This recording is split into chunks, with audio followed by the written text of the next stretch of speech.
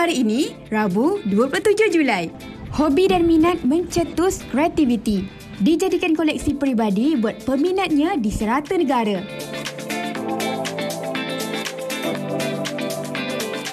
Isu kenderaan berat di jalan raya berbahaya sehingga meragut nyawa. Apakah yang harus dititik beratkan sepanjang pemanduan?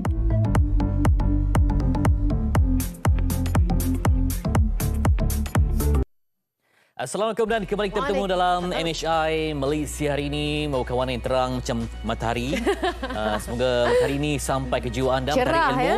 Ya. Okey, dan hari ini saya Fitri Yahya. Dan juga saya Ani Mizati. Alhamdulillah kita diberi lagi peluang untuk kembali bersama dengan anda semua. Dan pastinya hari ini kita harapkan yang terbaik, yang ceria-ceria saja seperti mana cerianya, konon-konon lah cerianya saya pada pagi ini. Harap-harapnya kita sentiasa berada dalam keadaan sihat juga. Dan sekarang ini kalau mungkin anda yang dah lama berada di fasa yang kurang sihat dan sebagainya, cepat-cepatlah untuk kita dapat rawatan supaya kita dapat, yelah ni musim sakit lah dunia kita pun dah udara dah tak cantik, jadi memang musim sakit. Apa pun kita kena tingkatkan imun badan kita lah, insyaAllah. Cuaca mendung, kemudian panas mendung, panas hujan, mungkin ada yang tak sihat, dan juga ditambah pula dengan masih ada kes peningkatan dalam COVID-19 dengan influenza. Jadi macam kadang-kadang mungkin hampir sama, tapi kena tambah ilmu lah. Dan jangan paling penting, jangan rahsiakan sebab kita masih ada akses kepada perubatan, kita manfaatkan sebaiknya. Hari ini kita juga ada bincang keselamatan dalam konteks yang lain. Ini melibatkan kenderaan berat. Yang kita ni nak cari rezeki, kita keluar kerja, kadang-kadang dari satu tempat ni memang kena bergerak.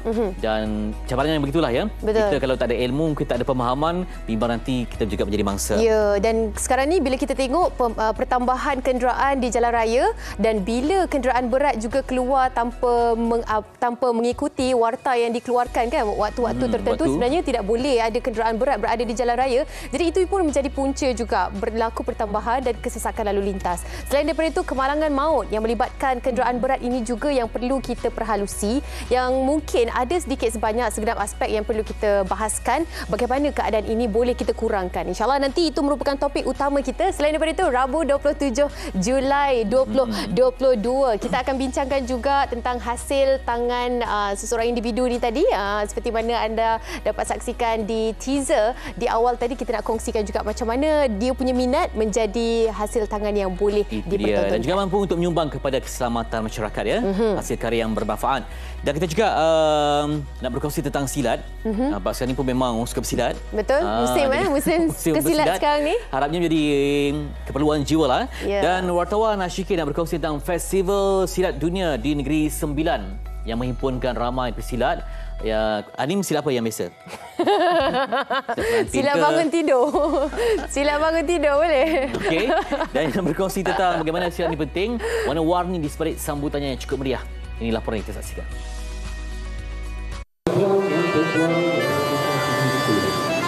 Silat ialah satu seni mempertahankan diri yang menjadi pusaka warisan bangsa Melayu. Meskipun muncul banyak seni mempertahankan diri yang moden, namun masih tidak menggugat populariti silat dalam kalangan masyarakat, khususnya orang Melayu. Malah minat orang ramai yang semakin menebal kesan penangan filem-filem bergenre pahlawan. Sebenarnya dia kemunculan banyak seni bela diri itu ada juga kebaikan kepada anak-anak, khususnya remaja pada hari ini. Bukan saja mempelajari ilmu persilatan, tetapi juga mempelajari pelbagai ilmu seni bela diri. Kerana dengan ilmu seni bela diri ini ada falsafah yang dipelajari, bukan saja fizikal tetapi jiwa malah dan mental anak-anak remaja ini. Ini amat baik kerana dengan cabaran teknologi pada hari ini yang pelbagai, khususnya gadget-gadget, banyak aplikasi di dalam gadget yang tidak mendatangkan faedah kepada remaja, maka kita bersyukur dengan wujudnya pelbagai ilmu seni bela diri ini. Bagi menyemarakkan lagi minat dan seterusnya memartabatkan seni silat ini, satu pertunjukan seni silat diadakan di Seremban, Negeri Sembilan. Pertunjukan ini adalah sebahagian daripada acara Festival Antarabangsa Silat Warisan Dunia yang bakal berlangsung di Air Keruh, Melaka. Lebih 150 pesilat daripada 8 perguruan di Negeri Sembilan mengambil bahagian. Setiap perguruan cuba menampilkan keunikan silat yang dimiliki mereka. Antara persembahan yang mencuri tumpuan adalah daripada Pertubuhan Seni Silat Tanah Baru Cemandi. Aksi bersahaja Fatin Christina Tajudin, 13 tahun, yang bertempur dengan beberapa pesilat lelaki begitu mengujakan penonton. Gadis kecil mula ini bukan sahaja lincah dalam membuka bunga dan buah seni persilatannya. Malah dia tenang mengelak dan membalas serangan yang dilancarkan oleh pihak lawan. Silat ni dapat membuka jati diri dan bagi contoh kalau kita perempuan, kita mestilah ada pertahanan diri kan. So kita perlulah wajib ada silat dalam diri kita. Dia mula mempelajari seni silat ini sejak 4 tahun lalu dan berazam untuk mendalami ilmu persilatan ini pada masa hadapan. Bagi pesaka cawangan Negeri Sembilan, mereka akan terus melipat gandakan usaha untuk mempromosikan seni silat sesuai dengan semangat keluarga Malaysia yang dibawa. Itu dia. Nampak yakin, nampak begitu karisma sekali ya. Sebab silat ni saya jarang jumpa orang bersilat di malu-malu. Betul. Biasa mereka ni yakin, terampil, nampak terbuka. Dia meningkatkan lagi keyakinan dan kita tengok adik-adik kita kan, itulah juga menjadi contoh. Itu dia Festival Silat Dunia di Negeri Sembilan. Baiklah, kita nak kongsikan bersama dengan anda semua. Kali ini tentang inspirasi kreativiti hasil buatan tangan. Memang 100% hasil buatan tangan. Dalam masa yang sama perlu menunjukkan ciri-ciri keselamatan juga. Itu dia. Tapi ini lebih kepada koleksi lah ya. Yeah. Mungkin ada simbolik tertentu ke, hantaran ke, betul, lambang hadiah cinta dan ke, sebagainya. Kan, ataupun mungkin dah ada yang tak pandai buat bentuk pun tak apa. Sebab ini simbolik kepada anda memiliki suatu mungkin yang tak bawa motosikal, tapi dia mungkin simbolik kepada aku melindungimu sepanjang usia kan. Jadi contoh macam dipakai lah, so rasa terlindung macam tu. Oh, macam gitu konsep dia. Baiklah. Yang penting kalau letak di frame cantik, dia ada double meaning sama banyak. Okay. Nak bersama dengan tangan emas yang membuat helmet ini, Encik Muhammad Nur Zihan Jantan. Assalamualaikum. Kabarnya dari Melaka. Dari Melaka. Melaka di mana? Melaka di Taman Bertam Indah Bertamulu Melaka. Okey, saya ingatkan dari macam Terengganu bukan Mak Kelantan, ayah Melaka. Dia memang dapat baca orang. Sebab tu saya takut kalau duduk sebelah dia. Dia boleh baca apa kita rasa dan apa masalah kita. Okey, kita kembali dengan cerita kita di sini. Kreativiti hasil buatan tangan. Inilah hasilnya. Dan pastinya setiap hasil ini dia ada penceritaan yang tersendirilah kan. Mungkin boleh kita kongsikan antara yang banyak koleksi ini, yang mana mungkin sesuai untuk kita katakan yang paling lama dihasilkan, paling berharga buat Encik Zihan sendiri. Dalam kesemua produk-produk saya ni, yang paling lama untuk saya hasilkan yang basic ni lah. Di awal-awal terlibat dalam pembuatan helmet. Yang inilah yang paling susah. Waktu tu dia tak pandai. Latar belakangnya apa? Mungkin pengukir kayu ke? Tak ada. Saya bekas PDRM. Abang polis. Ya, saya. Abang polis. Jadi memang minat. Ni memang tak ada kaitan langsung sisi lain lah. Tak ada kaitan langsung. Saya pun bukan daripada bidang seni. Saya tak pandai melukis. Dia punya titik mulanya macam mana? Titik mulanya sejak saya beli motor berkuasa besar. Pada tahun 2012, saya beli motor berkuasa besar. Kemudian nak matchkan dengan motor, pergi ke kedai-kedai yang menjual aksesori ni. Kemudian saya tengok helmet yang ada kat situ yang semuanya dari luar negara dengan warna macam ni, tapi harga dia kan. Harga dia macam separuh harga motor dah. Betul. Baik, ada juga yang jadi sejarah cinta ya. Ini tentang hantaran. Ini saya buat ini dia. Seperti mana yang anda dapat saksikan, katanya ini adalah hantaran yang dihasilkan sendiri. Betul. Untung tuan badan kan, hantaran dihasilkan sendiri. Jadi ini berapa harganya kalau macam contohlah kita nak tahu harganya. Okey, kalau yang macam ni, yang ni custom pin metal plate dengan candy serta saya pakai gold leaf. Kalau wanita pakai nampak. Just sikit ni cuba tengok macam mana memberi bawa dia pink kan. Ni dia punya isteri punya boleh. Boleh. Kepala kita bersama bersatu tak apa Nak tengok macam mana masuk. Okey. Dia warna pink. Dia sukalah. Kalau dia bab-bab ni memang untuk saya lah. Tapi bila kita pakai, selesa juga. Sebab dalam dia pun dihasilkan dengan material yang sangat selesa. Tengok dalam dia. Kan? Maknanya setiap daripada ni memang akan ada material yang berbeza. Okey, untuk padding ni, untuk bahagian dalam lah. Saya panggil padding lah. Okey, kalau untuk basic macam ni. Tapi ada juga yang customer dia request nak letak dia orang punya. Contoh dia ada kain macam kain key, logo company dia orang kain bandana macam tu. Ya, macam bandana.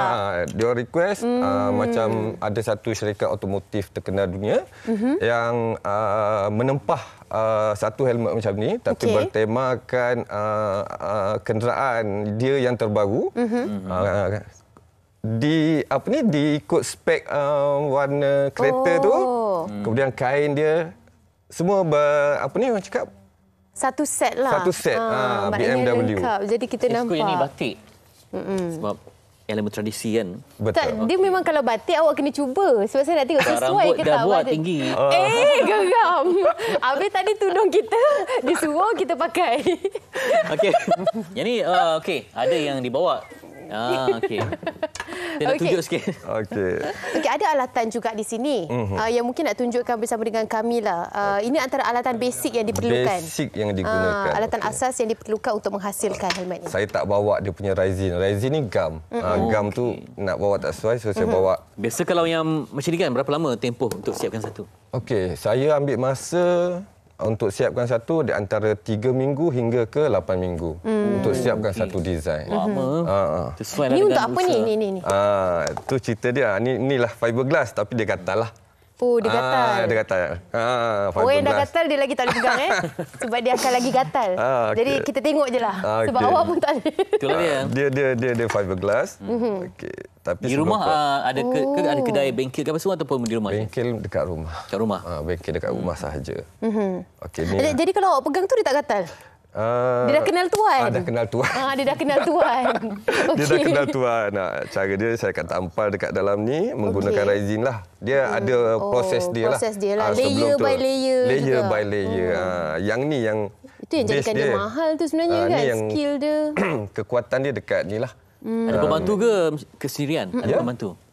Okey, baru ada pembantu. Setakat ni kalau dalam dunia buatan tangan ni memang susahlah nak cari pembantu yang betul hasil tangan kan, hasil karya. Yang pertama kena faham, yang kedua nak sabar tu bukan senang. Nak sabar dan fokus. Sabar dan fokus. Okey. Jadi apa design yang paling unik yang pernah buat lah, yang mungkin mencabar kreativiti, mencabar keimanan, mencabar kesabaran sebab perlukan masa, perlukan buat 2-3 kali tak jadi? Jujurlah bagi saya dalam setiap produk yang saya hasilkan daripada tempahan customer, saya anggap semua bagi saya susah. Semua. Sebab apa? Sebab saya tak nak ada, saya buat yang ni terlebih cantik, yang ni kurang tak. Saya kalau boleh saya bagi semua.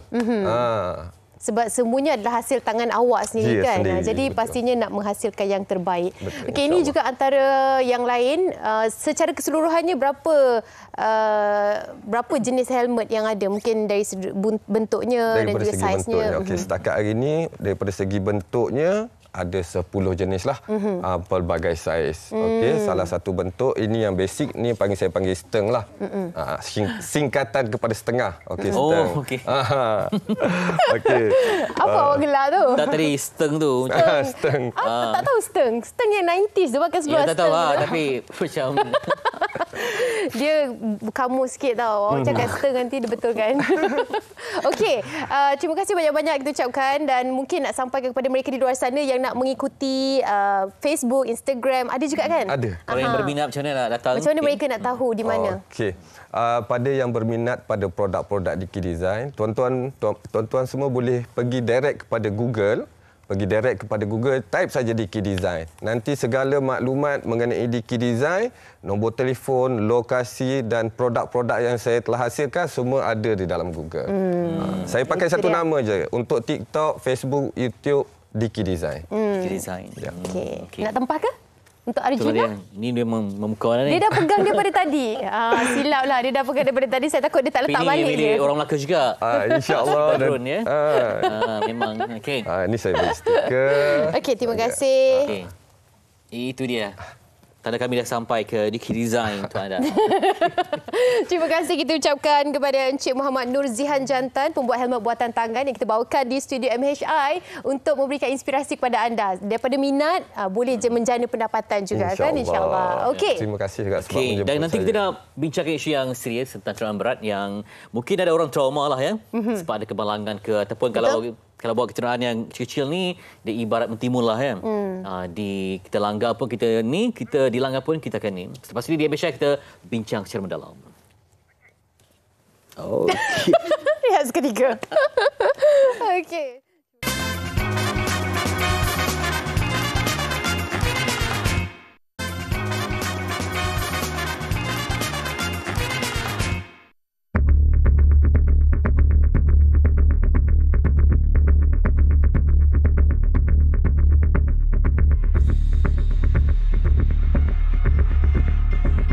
Sikap pemandu sekarang ni dia tak prihatin pada undang-undang, dia ikut kepala sendiri kan. Satu. Yang kedua, lori tu kalau boleh dia ada masa-masa dia datang. Orang selalu bawa laju lah lebih daripada had yang ditetapkan lah. Macam terlampau laju lah dalam satu tempat tu. Kadang-kadang orang tak nampak lah rider motor untuk lalu lah, tak buat apa lah. Satunya macam lori pasir tak ikat dengan betul lah, kabel tak ikat dengan kemas lah, pasir jatuh bertabur semua, so jalan jadi berpasir lah. Ini sangat-sangat berbahaya sebab dia rasa dia besar, so bila dia duduk tengah-tengah jalan, dia atas jalan raya, dia boleh buat sesuka hati. Contoh, dia boleh himpit-himpit kereta orang lain. Ketika saya bawa motor lah kan, bila di jalan raya ada yang tayar bersepar dekat tengah jalan, itu pun faktor kemalangan juga tu. Lepas tu dengan lori bila bawa muatan kosong, diorang laju. Lepas tu kadang-kadang masuk simpan tak ada tengok belakang semua. Tak follow the rules lah. Sometimes diorang selalu tergesa-gesa. And then drive pun tak dekat lane diorang. Sometimes pergi lane kanan, which is sangat bahaya lah untuk pemandu kereta. Itu dia, bayangkan kalau anda di jalan raya, depan anda mungkin lori minyak, lori bawa bala, lori macam-macam lebih muatan, memang menakutkan juga, terutama yang trauma memandu. Dan ini yang perlu ditempuhi setiap hari, terutama kita pun tengok kalau zaman Anim sebut tadi, PKP berbeza. Jumlahnya terhad, tapi kali ini industri semua kembali rancak. Inilah perlu kita hadapi. Inilah realitinya sebenarnya apa yang berlaku di Malaysia kan. Bagaimana dengan sikap pemanduannya dan mungkin pematuhan undang-undang yang perlu dilaksanakan dengan lebih ketat, ataupun apa yang sebenarnya kita perlu perhalusi tentang situasi ini yang berlaku di Malaysia sekarang ni. Kita bersama dengan di studio, kita bersama dengan Tengku Ahmad Marwan dan Tengku Mahmud, Ahli Tetap Majlis Keselamatan Jalan Raya Negeri Selangor. Assalamualaikum. Waalaikumsalam. Terima kasih bersama dengan kami dan juga secara maya.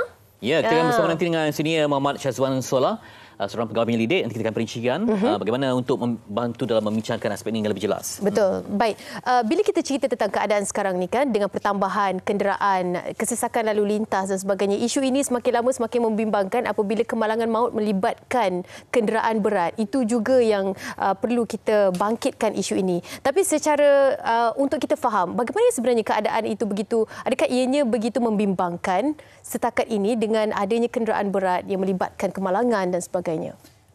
Okey, pertama sekali kita mesti faham lagi besar kenderaan yang kita pandu, lagi besar kemusnahan yang mungkin kita boleh lakukan jika berlaku pelanggaran lah.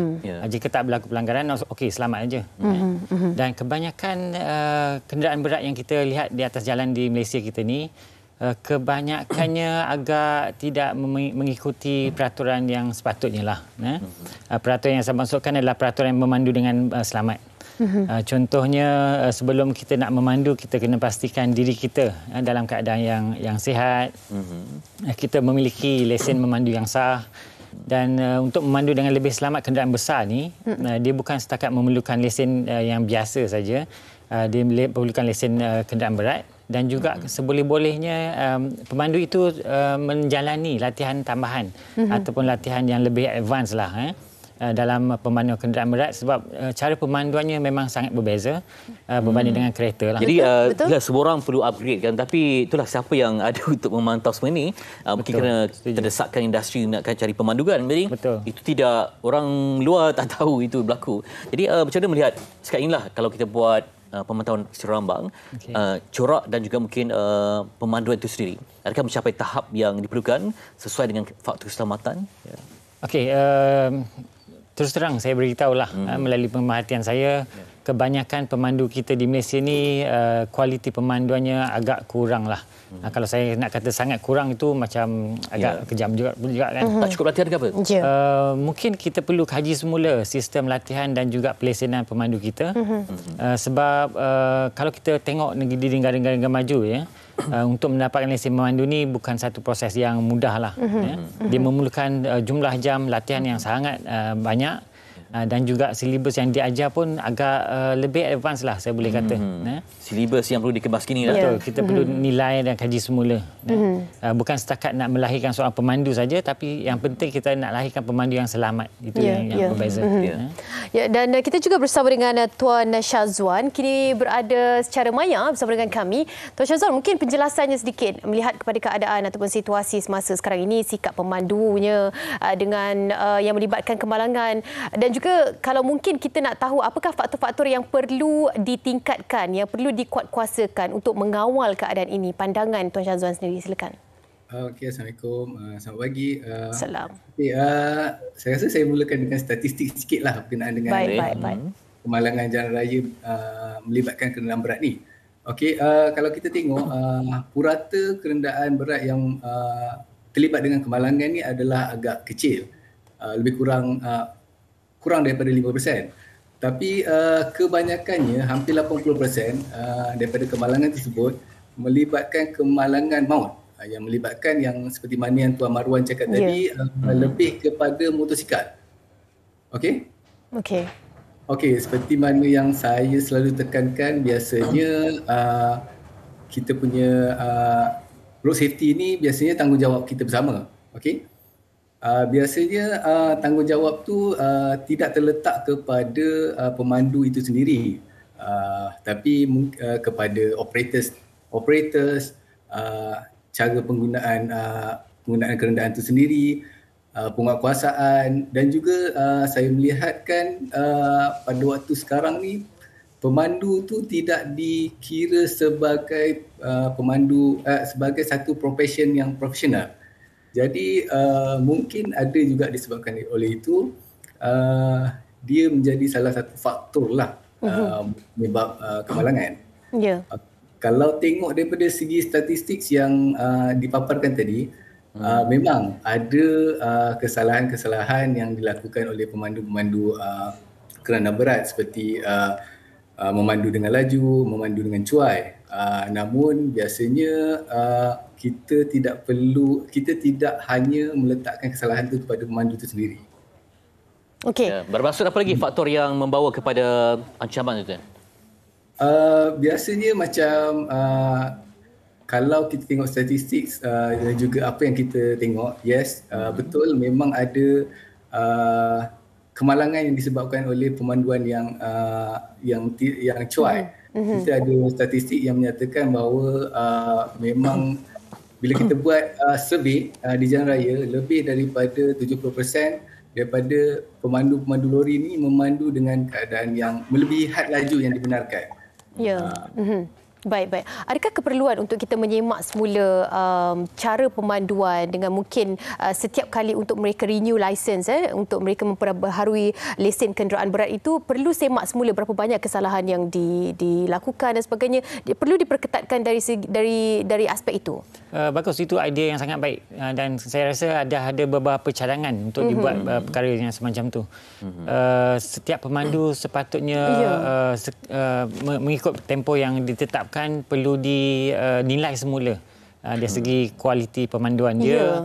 Sebab nak jadi seorang pemandu yang selamat ni, dia perlu ada 3 perkara penting lah. Nombor 1, dia perlu ada ilmu pengetahuan yang sangat baik. Lepas itu dia perlu ada kemahiran yang baik, cekap lah maksudnya. Dan yang paling ketiga, yang paling penting adalah dari segi sikap jugalah. Kalau kita ada ilmu yang baik, kita ada skill ataupun skill yang baik, kemahiran yang baik, tapi yang last sekali sikap yang tak baik pun tak ada juga betul. Dia boleh juga berlaku kemalangan pemanduan. Sebab bila kita mahukan negara maju, kemudian pertambahan sektor industri, keperluan untuk bergerak sini dan kita memerlukan lebih ramai pemandu. Tapi tadi sini disebutkan tentang silibus yang perlu dikebaskinikan, pemantauan. Dan kita juga sambil itu nak kongsikan juga pengalaman seorang pemandu luring. Masih lagi muda tapi pengalamannya 14 tahun. 14 tahun. Jadi mungkin apa yang nak dikongsikan dengan kita dengarkan laporan ini.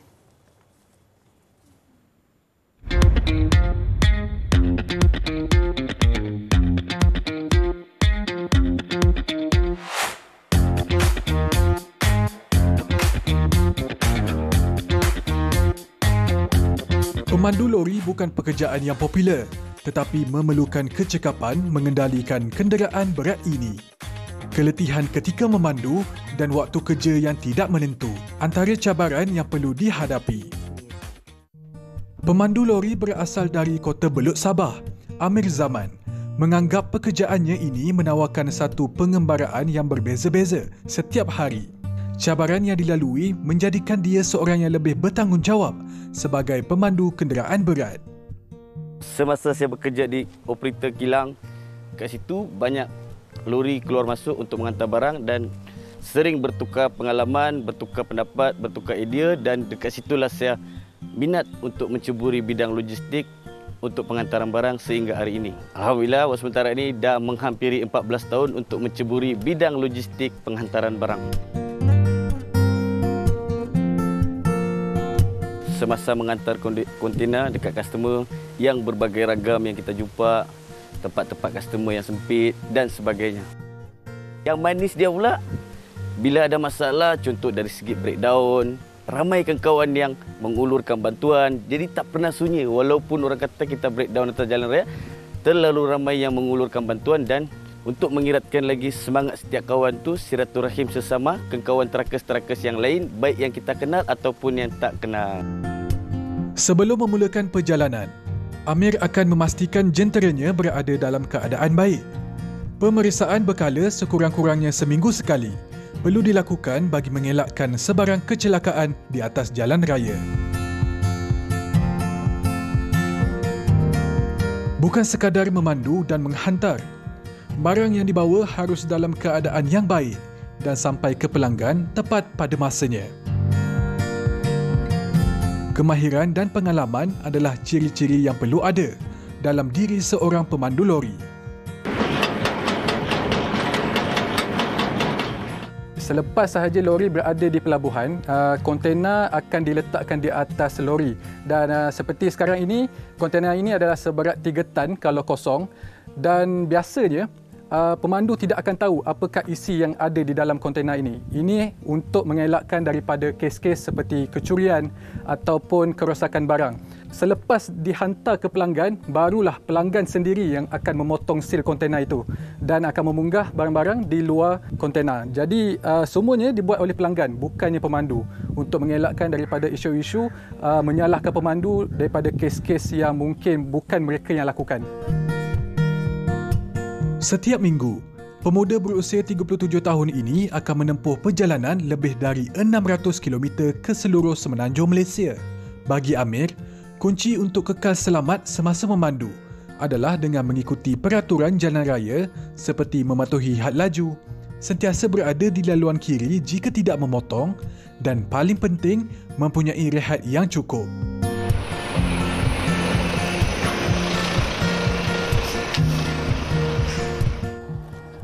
Baik, inilah dia kawasan di dalam lori ataupun dipanggil kokpit lori.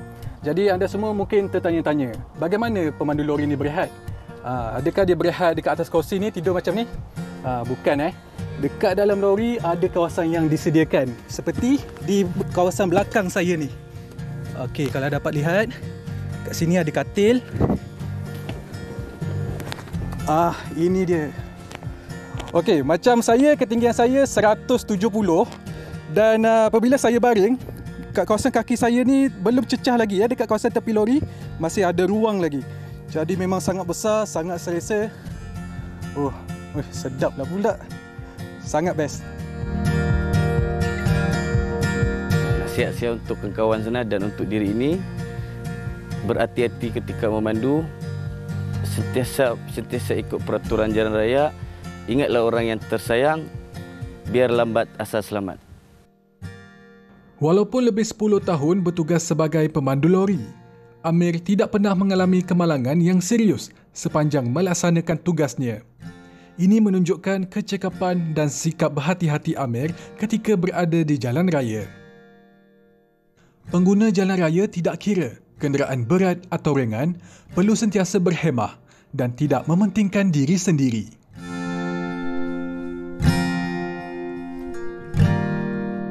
Okey tuan, tadi itulah contoh yang terbaik dan dari segi pihak majikan pula kan, mereka mahukan pekerja yang tip-top, yang selamat, tapi adakah mereka juga melabur? Maksud saya dari segi menjaga kebajikan, memberikan bayaran yang terbaik supaya nanti mereka juga dapat perform dan ikuti lunas undang-undang yang digariskan. Betul, saya setuju sangat tu. Investment dengan cara itu. Betul. Sebab tu saya katakan tadi, isu keselamatan jalan raya ini melibatkan banyak pihak. Jadi agak kompleks.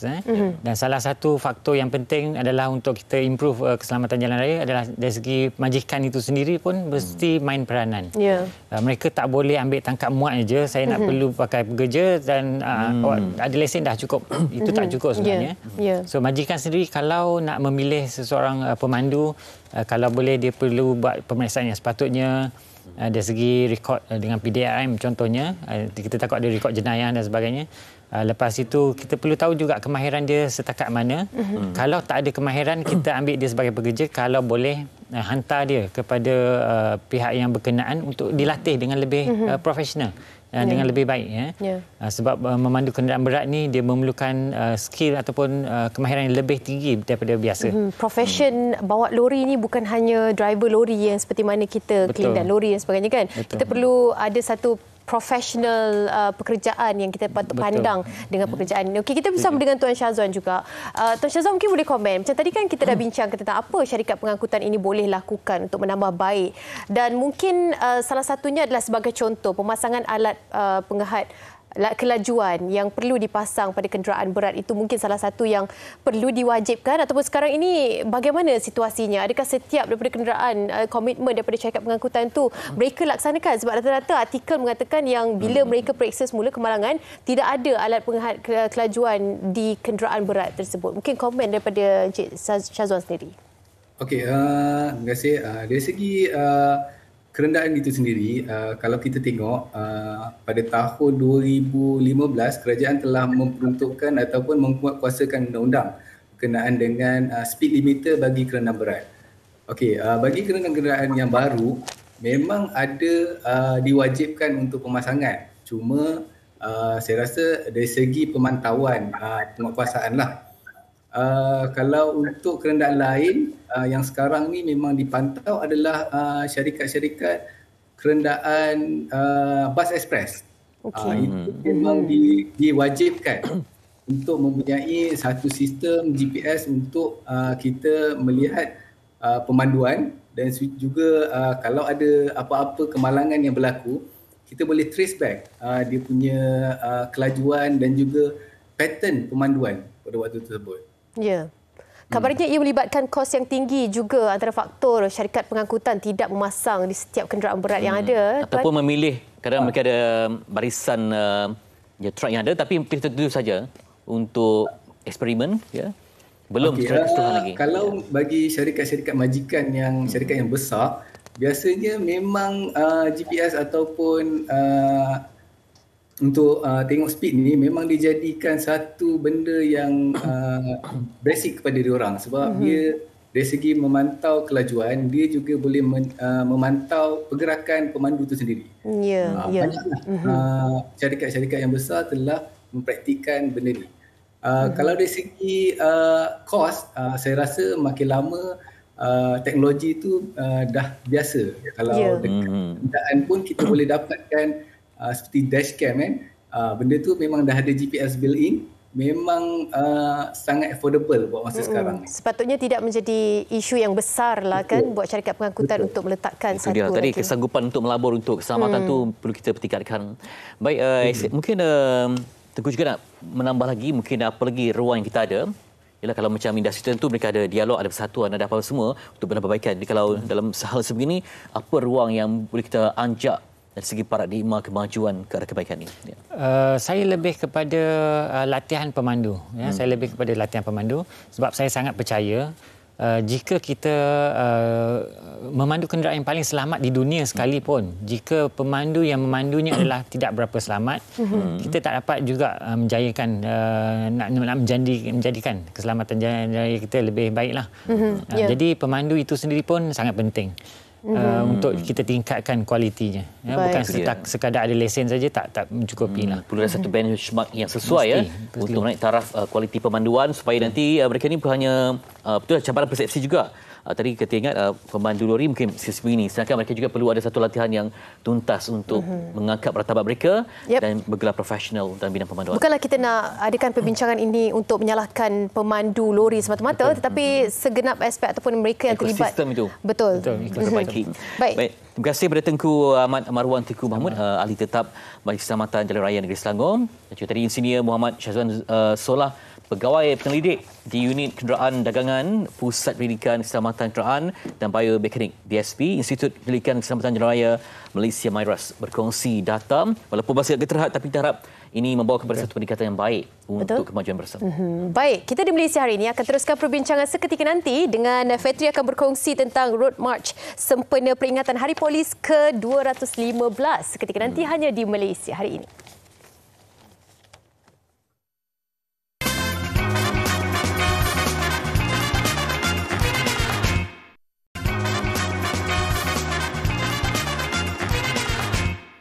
Kembali di Malaysia, kita nak bicarakan tentu yang menarik untuk anda semua. Road March sempena dengan peringatan Hari Polis ke-215 dan nak bersama dengan SCP Syarum Hashim, Ketua Urusia Jabatan Siasatan dan Penguasaan Trafik Bukit Aman, dan DSP Muhammad Irwan Abdul Rahim, Pegawai Turus Kawalan Lalu Lintas. Terima kasih untuk tuan berdua untuk pagi ini. Dan satu yang menarik, peringatan Hari Polis ke-215, ada Road March satu yang baru dinantikan yang akan berlangsung pada 30 Julai nanti, Sabtu ini. Jadi macam mana kesiapsiagaan dan persiapan untuk satu acara yang sangat istimewa ni, tuan? Okey, terima kasih. Assalamualaikum warahmatullahi wabarakatuh kepada TV3 dan Malaysia hari ini. Sebenarnya Hari Polis ini kita sambut pada 25 Mac setiap tahun. Dan ada lebih kurang 19 pengisian acara dalam Hari Polis. So, dan salah satunya adalah Road March. So, untuk Road March ini, inisiatif owner dia adalah daripada Jabatan Siasatan dan Penguasaan Trafik. Dan untuk itu, tarikh yang telah kita tetapkan adalah pada 30 bulan Julai, hari Sabtu ni, di Dataran Merdeka. Dan pelbagai acara lah. Untuk makluman semua, konsep Road March ni sebenarnya bermula sejak penubuhan pancaragam polis itu sebuah. Kalau ikut sejarah dia, sejak tahun 1932 kita dah ada band. Dan dalam aspek ataupun militeri ketenteraan ni, Road March ni adalah persembahan pancaragam mengiringi detachment berarak, ataupun pancaragam itu sendiri akan berarak dan mempersembahkan lagu-lagu patriotik ataupun lagu-lagu march. Wow, dari mana ke mana dia punya laluan tu? Okey, untuk makluman, tempat yang kita akan adakan Road March ini adalah di Dataran Merdeka, secara spesifik daripada susur Bukit Aman jalan tu sehinggalah melalui depan Dataran Merdeka dan berakhir di simpang Jalan Tun Perak. Dan akan ada persembahan di atas jalan dan juga di kawasan Padang Dataran Merdeka. Wah, 7 pagi sampai 6 petang ya. Memang meriah. Pelbagai persembahan yang menarik. Jadi sebenarnya apa yang nak ditonjolkan, tuan? Apa yang nak dipersembahkan kepada rakyat? Sebab rakyat ingin melihat ya. Sambutan ini mungkin ada sesuatu yang mereka boleh bawa pulang sebagai ilmu kepada semua. Okey, kita ada kelainan sikit dalam sambutan Hari Polis kali ini dengan memperkenalkan event Road March ini. Selaras dengan konsep polis dan masyarakat berpisah tiada, selain daripada pencegahan jenayah dan juga tugas-tugas lain. So pihak polis juga ingin menunjukkan kepada orang ramai antara benda ataupun event yang boleh orang kata bukanlah polis ini satu yang regimented. So oleh itu kita susunkan atu-cara berbentuk perarakan, persembahan, pameran, ada sedikit kebudayaan yang kita tonjolkan kepada masyarakat. So itulah apa nama dia, hadiah kita kepada masyarakat. Itu dia. Sebab jarang ternampak benda macam ini. Tadi saya tengok bukan hanya kebudayaan tapi juga tadi ada helikopter, ada persembahan komando, semua lengkap lah, berkuda semua. Tapi itulah dia, bila dah ada acara sebegini, kena fahamlah mereka yang nak masuk ibu kota ni ada lencongan jalan, ada penutupan jalan. Mungkin dapat Tuan menjelaskan lagi, Tuan Iwan. Okey, berkaitan dengan penutupan jalan. Jadi sebenarnya pada esok kita dah mula rehearsal pertama kita, mana besok pagi kita akan mulakan penutupan jalan bermula pada pukul 10 pagi sehingga 12 tengah hari. Mana untuk latihan pertama lah. Mana jalan-jalan yang akan ditutup untuk bagi persiapan kita melibatkan persimpangan Jalan Raja, Jalan Hishamuddin, Jalan Raja itu sendiri dan juga Bulatan Dato' On, berhampiran jalan gereja dan persimpangan Jalan T. Rahman, Jalan Raja. Penutupan akan bermula pada pukul 10 pagi dan kita dibuka semula pada 12 tengah hari lah. Pada 29 hari bulan kita akan adakan rehearsal penuh berkaitan dengan acara juga, di mana kita akan mulakan penutupan jalan bermula pada pukul 9.30 pagi sehingga jam 12 tengah hari untuk sesi pertama. Dan pada sesi kedua kita akan bermula pada pukul 2.30 petang sehingga jam 5 petang. Dan pada 30 hari bulan itu pada hari D-Day ataupun pada hari jadi, kita akan buat penutupan jalan bermula pada pukul 6 pagi sehingga selesai acara lah dijangka pukul 6 petang lah. Oh, itu dia. Kena ambil maklum ya tentang pergerakan semua tu. Tapi saya lihat ini acara yang sangat sesuai untuk keluarga ya. Daripada tadi kita tengok aksi-aksi, pameran dan juga mungkin aset-aset semua. Ada juga sampai kepada anak-anak kecil pun boleh terlibat dengan warna semua. Maksud ini satu karnival untuk keluarga, Tuan. Okey, saya suka berkongsi di sinilah. Sebenarnya kita berkolaborasi dengan pihak Dewan Bandaraya Kuala Lumpur juga. Sebenarnya pada acara sebelah pagi, kita ada pelancaran Bulan Kebangsaan dan Kibar Jalur Gemilang. Dan sebelum tu pukul 7 kita ada senam robik dan diikuti oleh acara yang saya sebut tadi. Dan selepas tu kita ada pertandingan mewarna. Pertandingan mewarna untuk kanak-kanak. So first come first serve lah. So kita harap orang ramai akan datang dan kita sediakan hadiah-hadiah yang menarik. Selain pertandingan mewarna, kita akan ada muzik-muzik selingan, persembahan kebudayaan, akustika, persembahan biola dan juga persembahan gendang istimewa. Okey, dan selain daripada itu, lagi istimewa kita ada persembahan unit-unit daripada PDRM. Yang pertama, persembahan daripada unit berkuda, persembahan daripada unit anjing K9, persembahan Tiger Platoon daripada pasukan gerakan AM yang julung-julung kalinya diadakan, juga persembahan motosikal berat daripada unit-unit PDRM dan yang paling istimewa adalah persembahan payung terjun dari unit Komando 69. So ini antara lain yang persembahan yang kita akan adakan selain daripada pameran aset, pameran motosikal berat dan juga motosikal kereta-kereta sport yang kita akan adakan di sekitar ataupun di kawasan Dataran Merdeka itulah. Itu dia, menarik sungguh ya, memang penuh. Dan yang paling lagi menarik, kita ada cabutan bertuah. Bermula, maksudnya pendaftaran bermula daripada pagi sehingga ke petang dan menyediakan hadiah-hadiah antara lain peralatan, perkakas elektrik dan juga basikal, motosikal dan saya harap ini menarik perhatian ramai. Menarik perhatian dan orang boleh datang selain daripada berhibur, bersukan dan juga menikmati program ataupun acara yang kita nak persembahkan inilah.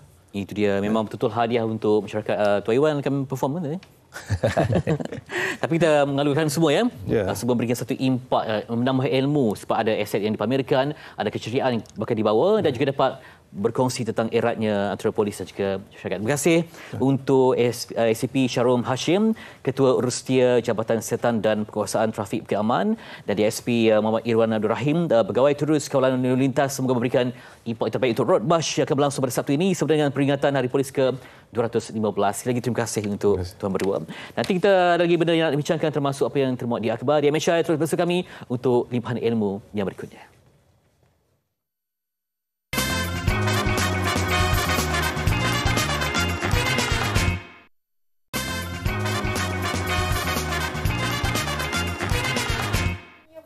terbuat di paparan Akbar. Akbar. Jangan Akbar. Belum Akbar utama. Jadi disambungkan sahaja. Tadi tengok saya terbayang tadi dia tentang polis semua kan. Penceragam semua. Wah, hebat. Dia dah excited. Okey, sebelum kita nak kongsikan apa yang menarik di Akbar, mungkin kita nak kongsikan dahulu senaman menguatkan kaki. Kenapa kita kena kuatkan kaki ni? Okey. Jom kita tengok macam mana senaman kuatkan kaki ni. Sama-sama kita saksikan.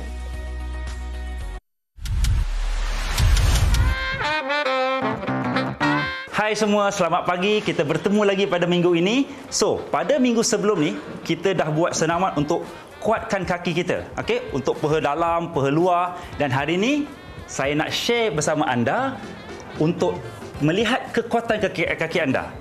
Okey, langkah yang pertama, berdiri tegak, weight di bahagian kaki kanan anda. Okey, begini ke depan kan, dan kita bengkokkan sedikit. Kita pilih rasa tekanan di paha kita ni. Dan kita akan buat apa? Kita akan buat touch 4 kuadran. Okey, begini. 1, 2, 3, 4. Dan kita tukar kaki sebelah kita. Kenapa kita perlu buat touch 4 kuadran ini? Kerana untuk melihat stability badan kita dan stability kaki kita. Kalau kita tidak dapat buat, kita akan goyang. So bila kita dapat buat begini, mana kata kaki kita mempunyai kekuatan.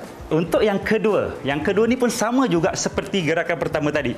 Cuma bezanya kita jalankan kaki kita saja seperti around the world, bulatan Macam ni sama juga seperti gerakan pertama dan kita pusing sampai habis.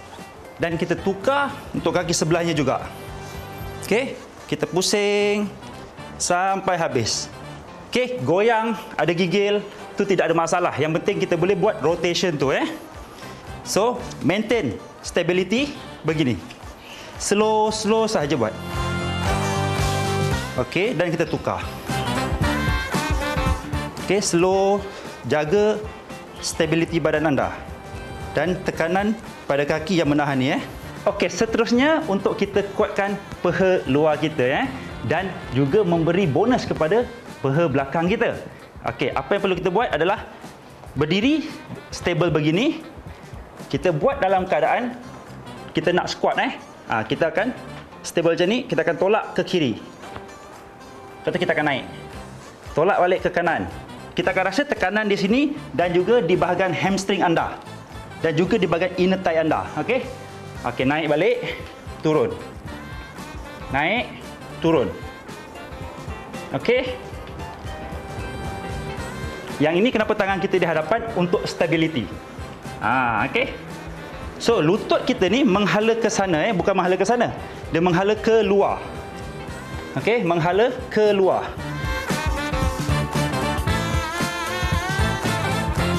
Kita akan rasa juga tekanan di bahagian calf kita ataupun kita panggil betis. Okey. So kekuatan yang di-cover betis kita, betis, paha luar serta belakang. Tips saya kepada anda, buat perlahan-lahan. Rasakan tekanan dan pressure ketika lakukan gerakan 4 quadrant tu ataupun gerakan round the world tadi. Terima kasih.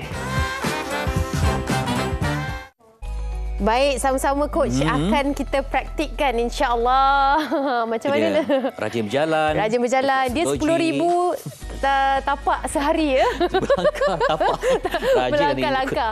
Okey, kita nak kongsikan apa yang menarik di Akbar Harian. Saya nak mulakan dengan bahang Sukan Commonwealth 2022 Birmingham kian terasa. Di sini mungkin kita nak sedikit berikan sukan badminton yang mana misi untuk merampas emas India. Skuad badminton negara tampil dengan misi untuk merampas kembali pingat emas dalam acara berpasukan campuran pada Sukan Commonwealth Birmingham 2022 yang akan membuka tirai secara rasmi pada awal pagi Jumaat ini.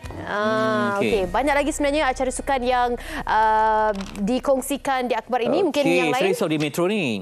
1 daripada 5 kadang-kadang bantut botol susu rencat pembesaran kerana kekerapan penggunaan puting kosong dan botol susu sehingga mengganggu penyusuan susu ibu yang sebenar. Ini sebab melibatkan generasi, melibatkan kebesaran anak-anak ya. Boleh dapatkan akhbar harian untuk kita sama-sama mengetahui apa yang berlaku di Malaysia. Kosmo, Utusan Malaysia Berita Harian, NST dan juga Harian Metro untuk anda semua. Baik, esok kita akan kongsikan. Esok satu perkara yang susah untuk ukur sebenarnya. Indeks kebahagiaan.